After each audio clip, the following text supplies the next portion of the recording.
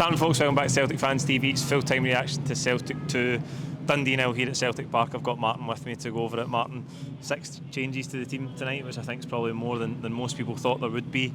It took us a while to get going, didn't it?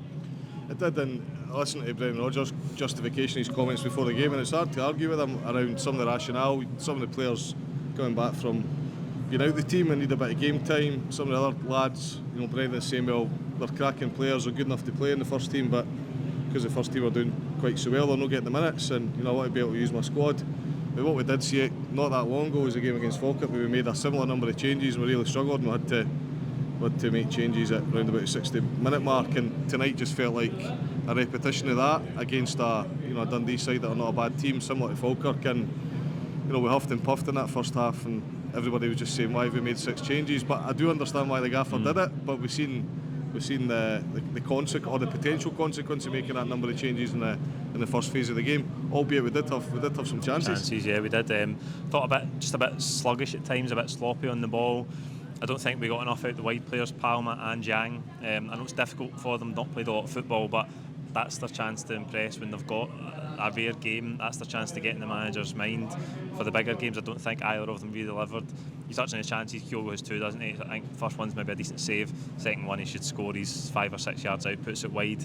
But we needed the introduction of the subs in the second half, didn't we? Well, that's the thing. I mean, I couldn't agree with you more about the wide men, and they're so pivotal in the way that Celtic play. Get the ball, get out wide, get the ball into the box. It's just the style of football that we like to play, so we rely so heavily on those wide men, and both of them underperformed tonight.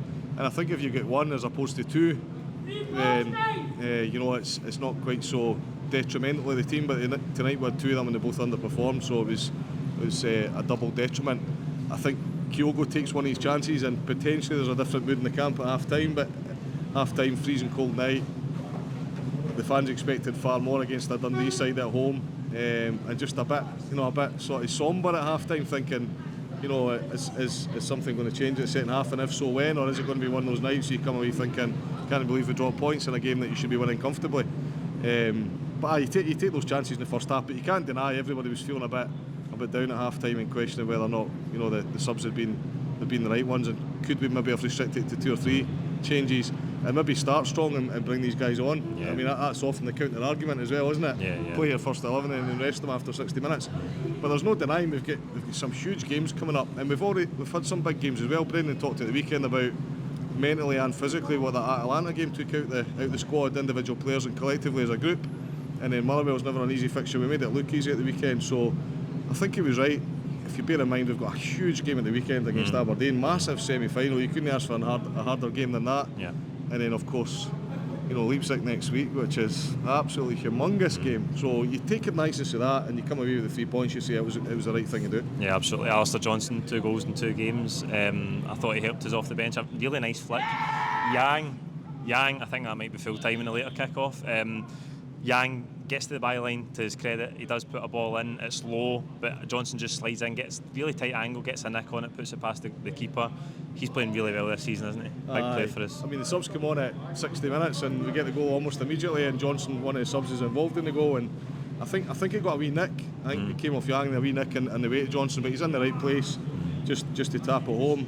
And he has started to hit a bit of form. I was worried about Johnson for a while there. He was great when he first joined, and then a couple of injuries, and he wasn't getting a consistent vein of form, a good run and consistent performances. But he's started to come really good now, and he's getting the goals, and we're seeing him a lot more in the offensive phase of the game, not just defensively but offensively as well. And you do miss him when he's out of the team. So he comes on, he makes an immediate impact, he gets us a goal, and all of a sudden there's a different mood in the camp, and the fans are upbeat, and at that stage, in my mind anyway, there's only one winner after we get that first goal. Yeah, absolutely. We're going to get second one through the penalty with Engels.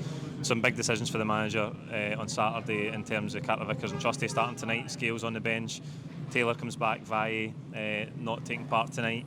Kuhn has a night off, so there's big decisions. Where do you stand on the centre-back, left-back scenario? There's some brilliant decisions. I mean, you look at, as you say, at the left-back position, maybe not so much right-back, but you look at left-back position, I think a lot of people are saying it should be Valle ahead of Taylor, and I understand why. He's come in and done well. Taylor has also done well, so that's a quandary. And the centre-back's Trusty, obviously, and Atalanta in particular, but he needs to be given a chance in a run of games. I think it's a real tough one, and it'd be really harsh to drop Scales, wouldn't it? Because he's been consistently good as well. I just think it's great to have options, and I think whatever the manager goes with, you trust that he'll make the right decision for the right game.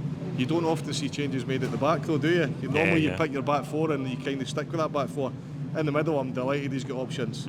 He's got Hatate, McCowan. He's obviously got Engels. Maybe McGregor to come back at the weekend as well. And it's fantastic. And I think you're going to need that, because inevitably you have players that are out of form and you have injuries as well. So for the first time in a long time, it feels like we've got some brilliant options. Out wide, maybe not quite so much strength and depth. And number 9, I know he does a good alternative option, but a completely different player to Kyogo. But I think the real strength's in that sort of number 8, number 10, potentially number 6, and then of course at the back and the centre back, so the spine of the team. But we're still not quite so effectively covered in the right wing and the left wing positions, albeit there are some better options than we've had in the past. Hopefully he does not out for too long, because we miss him tonight. Just that ability to change it up, mix it up, especially for the bigger games coming up. I did hear the gaffer talk about the 3 players who'd taken a knock and said they would all be fit for the weekend. Okay, that's good. That's good news. You've touched on it already. Really big game at the weekend against Aberdeen. 2-2 draw here. It was a great game a couple of weeks ago. It looks like they've kept up their good run form in the league as well tonight. That's a big game for us, isn't it? I did think there was one of the funniest bits of banter this week was some of the fans saying we needed Rangers to do us a favour tonight. I thought that was hilarious. And a lot of fans were unsure what result did we want up the road tonight. Did we want Aberdeen to win? Because if they've proven to be consistently good so far, albeit we're still at that sort of first phase of games where we've not played everybody yet. We've still got 1 to play, and I think we've had 10 games played. But they'll be the same as us now, 9 wins and 1 draw. But I think most fans will say, look, let's keep Rangers as far away from us as we can, because there might be a resurgence, who knows? And a lot of people expect Aberdeen to fall by the wayside eventually. But I'm not quite so sure. This manager's proven to be good, and they've got a good squad of players. So a real tough. I was actually want to avoid Aberdeen in the semi-final because I was concerned about how well they're playing. I do think we were a better team here in the 2-2, and I thought we gifted. Brendan talked about a 10-15 minute spell where we gifted Aberdeen the 2 goals. We just need to concentrate on our own strengths and our own performances, and if we turn up in the day, we should be good enough to beat Aberdeen the day. I don't think there'll be much in it, but we should be good enough to win. But a semi-final, I'm really looking forward to a real battle we'll have on Saturday night. A Saturday night game as well. Aye, absolutely. We're looking forward to it. Last one in tonight, man of the match. Alistair Johnston got it for his 40-minute showing.